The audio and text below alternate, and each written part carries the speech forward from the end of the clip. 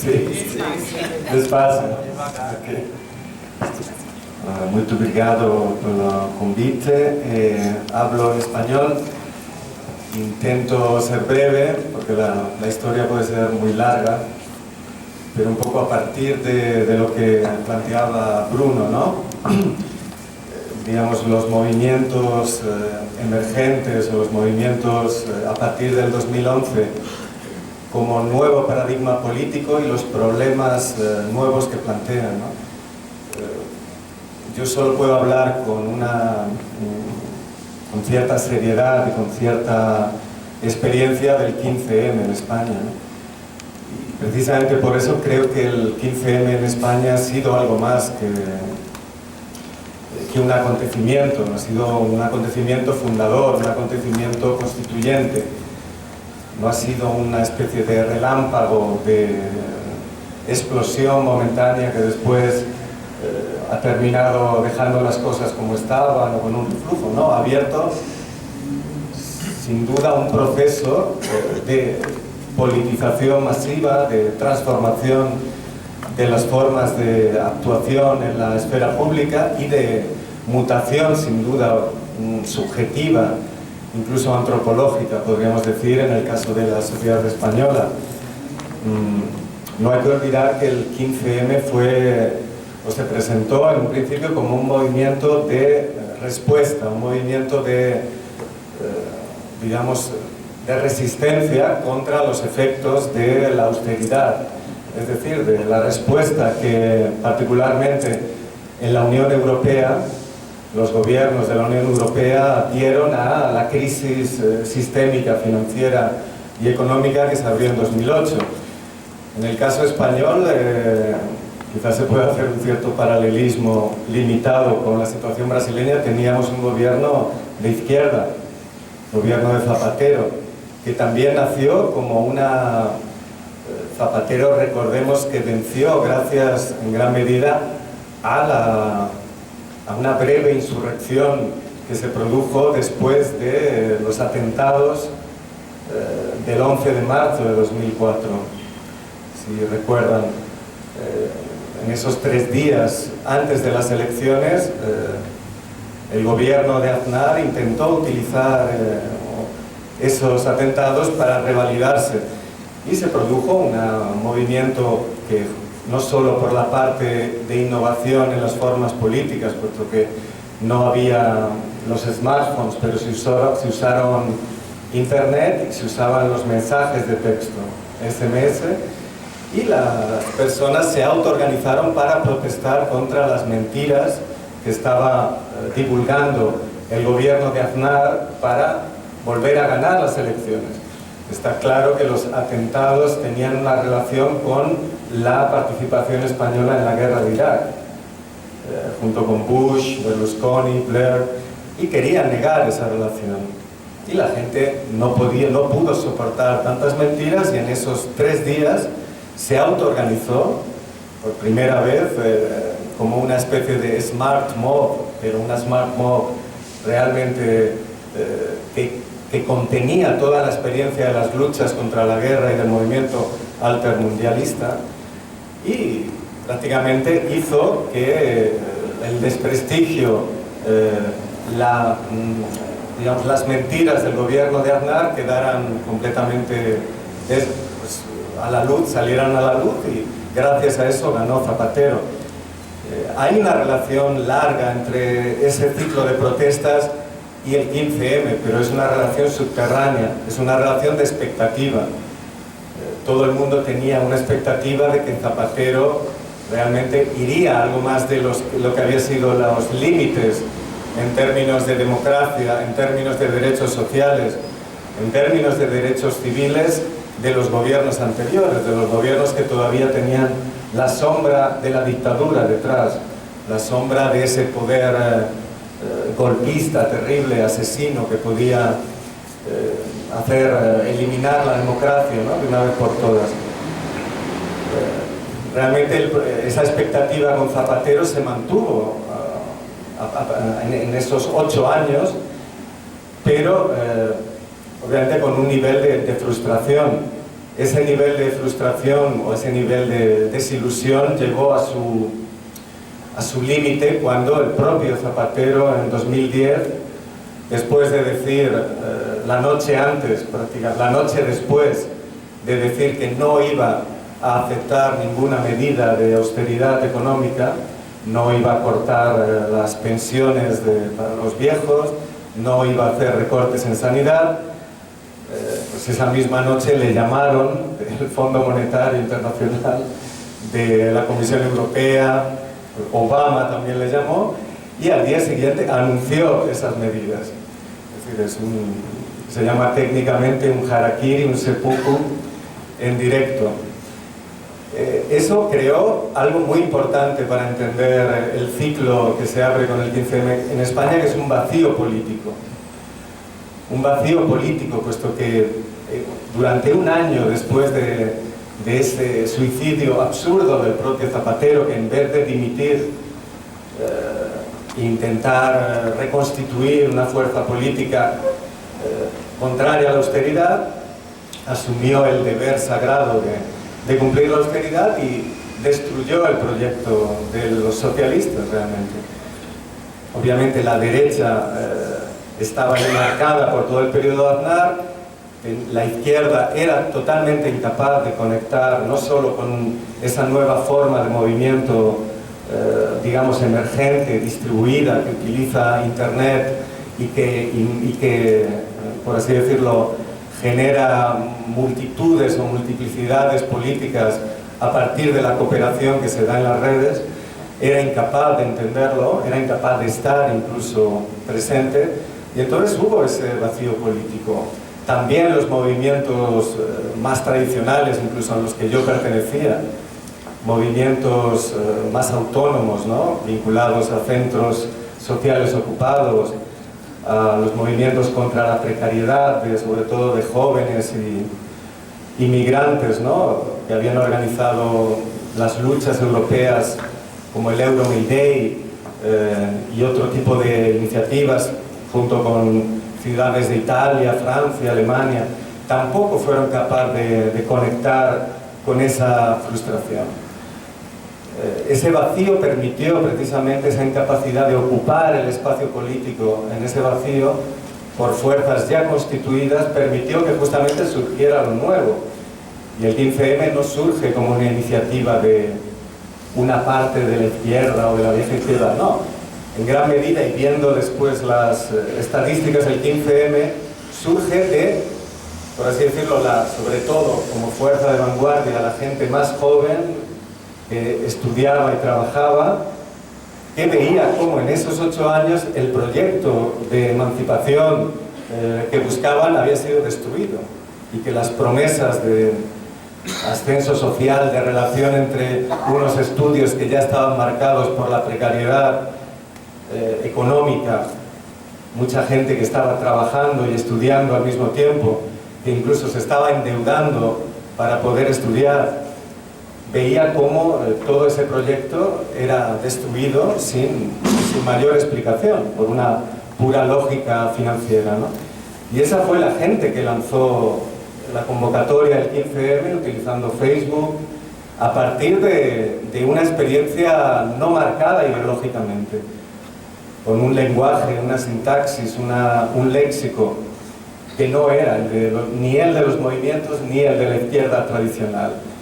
Era una especie de nuevo sentido común que decía no queremos ser una mercancía o no somos una mercancía en manos de políticos y banqueros. Con eso, y obviamente la palabra indignación, ¿no?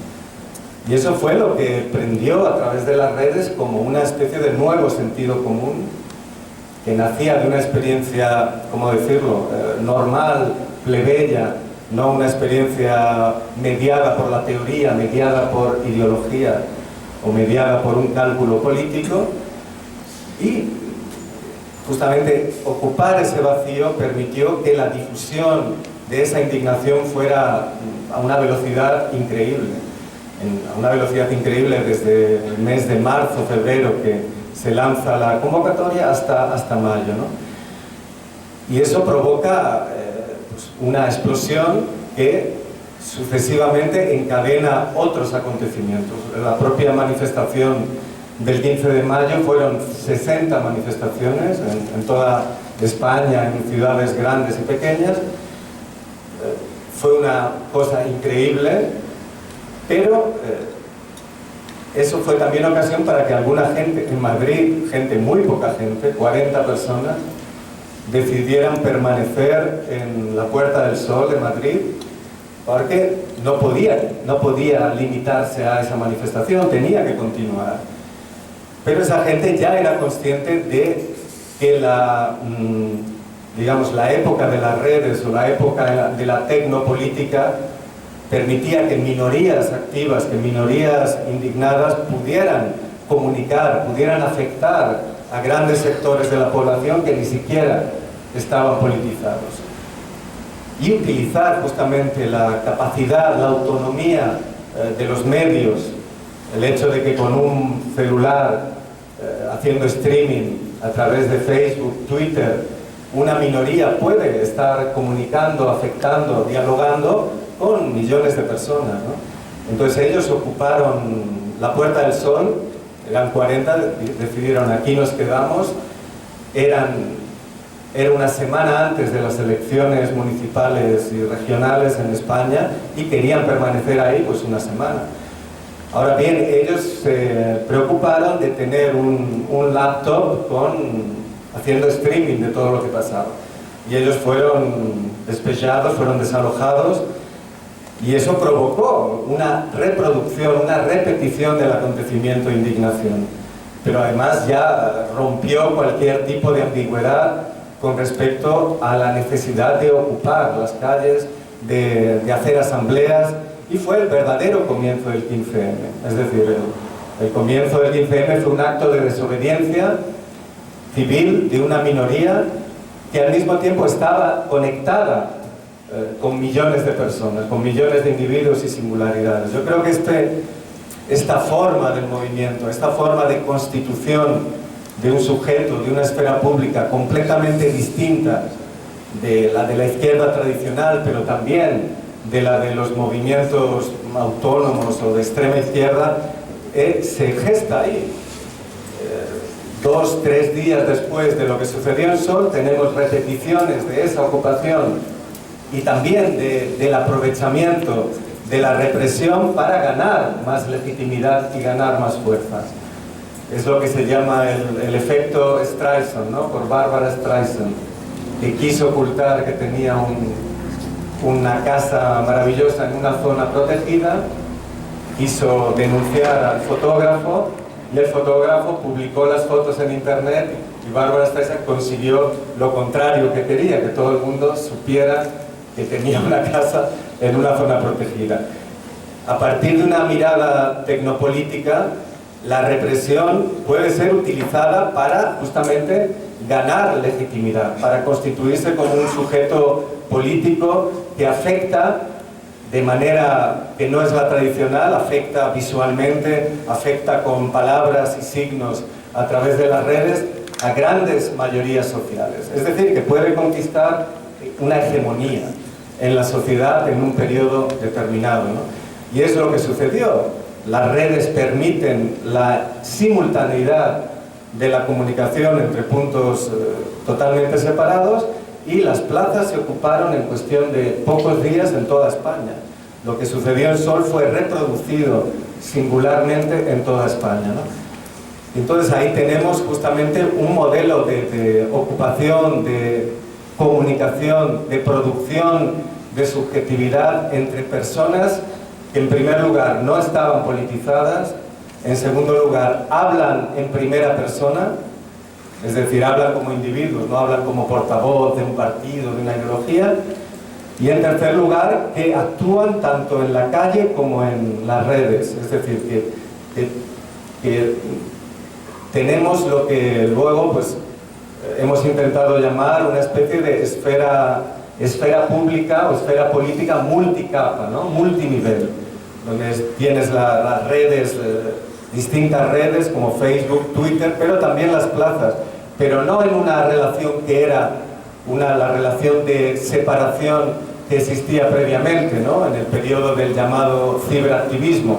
es decir, los ciberactivistas que están en la red y luego los sindicalistas, los luchadores de calle que están en la calle sin comunicación. No, lo que teníamos ahí es una comunicación entre las redes y las calles y una interacción completa, pero también el hecho de que yo mismo podía estar en una asamblea en la plaza ocupada, hablando, etcétera, hablando con la gente, estando allí, y luego volví a casa y seguía hablando con otros y con los de la plaza. Es decir, una especie de dimensión multicapa, multinivel, que constituye una esfera pública total, puesto que así se suprime el problema de la representación. El problema de la representación no solo política, sino sobre todo mediática. Es decir, uno ya no tiene que ir a la televisión para hablar y que salga un poco, que se reproduzca un poco de lo que ha sucedido en la plaza. No, está viéndose desde el principio a través de streaming, a través de múltiples repeticiones.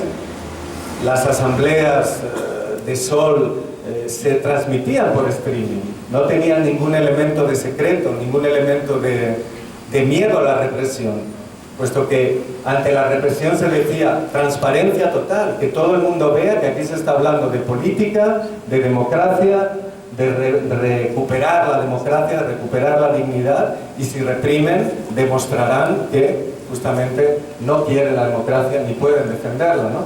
Ese riesgo de ser detenido, ese riesgo de ser fichado por la policía se asumía, y hubo una represión obviamente comparada con otros lugares pues no muy fuerte, pero se utilizó también esa baza, se desalojó la Puerta del Sol en Barcelona, bueno, pues abrieron cabezas, reprimieron fuertemente a la gente, ¿no? Es decir, este modelo ha sido fundador, ha sido constituyente, replanteó radicalmente el problema de la representación. Ya no servía Zapatero como alternativa de lo menos malo de la izquierda. No, se produjo tal empoderamiento ciudadano que ya la política, entendida como representación política, el problema de que los gobiernos actuales, tanto de izquierda como de derechas, son gobiernos que aceptan las reglas del neoliberalismo, aceptan la austeridad, aceptan suprimir décadas y décadas de luchas obreras y populares que crearon el estado de bienestar, los derechos sociales, es decir, una gran involución, y por lo tanto cualquier intento de tomar los gobiernos de representación tiene que pasar por estas reglas, ¿no? Esa era un poco la discusión. El movimiento 15M nunca fue un movimiento anarquista, ni fue un movimiento ingenuo, ni naif. Se planteó que había que intentar reformar el sistema. ¿Cómo hacerlo? Fundamentalmente lo que se planteaban eran las formas de democracia en red, las formas por ejemplo, de voto electrónico, la iniciativa ciudadana legislativa popular pues votada por los ciudadanos, el referéndum sobre leyes, etcétera, en la que pudieran votar los ciudadanos a través de la red o no. Es decir, formas de radicalización democrática. La radicalización democrática era absolutamente un dato totalmente compartido por la gente. E insisto, esta gente no eran de izquierda. Había, sin duda, una gran mayoría de opinión de izquierda, pero allí había pues, pequeños empresarios arruinados, clase media que había visto cómo con las hipotecas, es decir, sobre los pisos, les habían arruinado completamente. Es decir, esa estrategia de constitución de una clase media sometida a las reglas de la finanza, que era el proyecto hegemónico del neoliberalismo, fracasa y absolutamente deja en el total desamparo a millones de familias, a millones de personas, a miles y miles de familias, y esa gente sale a la calle a buscar una solución, y sobre todo una solución en primera persona, una solución con los otros, con los que se ha construido una confianza en las luchas. Eso es algo fundamental.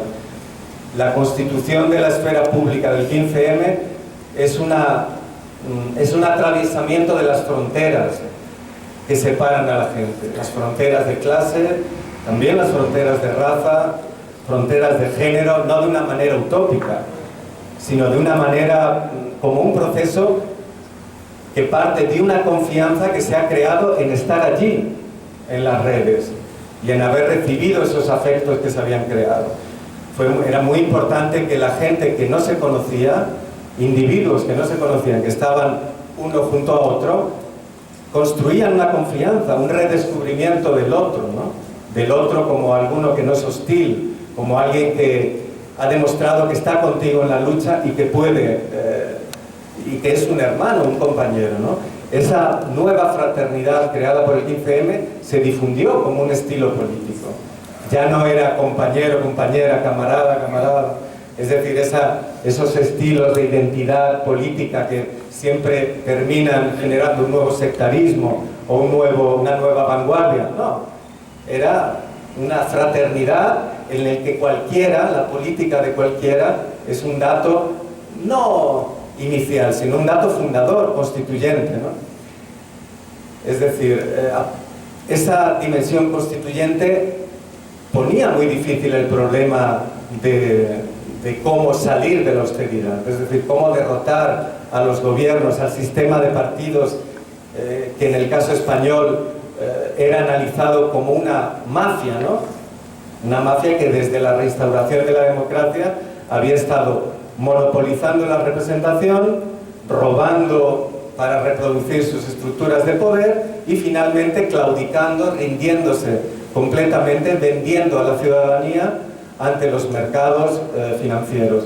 El problema de cómo de salir de ahí, a partir del 15M, era y es extremadamente difícil, puesto que no funcionaba ni era legítimo a partir de un movimiento tan activo, tan, sí, horizontal, pero no en el sentido anarquista, sino en el sentido de que todos somos iguales y cualquiera puede y debe intervenir y tener su palabra.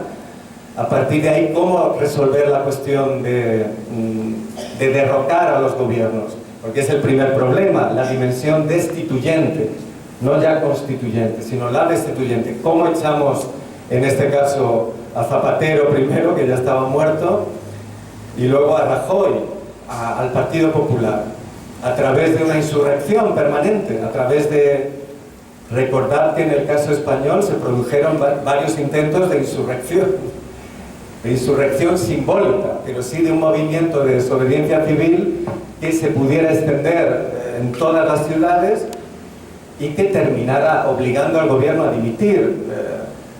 La principal iniciativa fue el asedia el Congreso, ¿no? El rodea el Congreso, el Parlamento de Madrid, ¿no? Que se intentó, que fue muy fuerte, pero ahí está el límite el límite duro del poder. Cuando un gobierno se niega a respetar la voluntad democrática expresada por millones de personas en la calle, e incluso en las encuestas, 8 millones de personas en esos meses se decían o declaraban haber participado de alguna manera en el 15M. 8 millones de adultos, ¿se entiende? Es mucha gente, sobre todo para la experiencia democrática española. Es decir, la hegemonía estaba conquistada en la esfera pública. El prestigio del 15M era del 70-80% de gente que decía que estaba de acuerdo. Ahora bien, el gobierno de derecha, el gobierno del Partido Popular, bastante unido con el Partido Socialista en la defensa de la austeridad, y por lo tanto todo el sistema político constitucional se negaba a levantar acta, a reconocer esa dimensión y a disolverse y abrir un proceso constituyente. Entonces, ¿qué se hace? Ahí los intentos de extender la horizontalidad hasta el punto de que hiciera dimitir al gobierno, se han prolongado durante 2-3 años. No solo a través de lo rodea el Congreso, sino a través de las formas de lucha nuevas que, por así decirlo, recogieron el ADN, ¿no? El código genético del 15M para aplicarlo a la lucha sindical, a la lucha de los trabajadores y trabajadoras del sistema público. Y ahí nacen las mareas las mareas, la marea verde de la educación pública, en defensa de la educación pública, la marea blanca en defensa del servicio público de salud, etcétera, ¿no? Que realmente fueron sumamente potentes y continuadas, mayoritarias, también incluso durante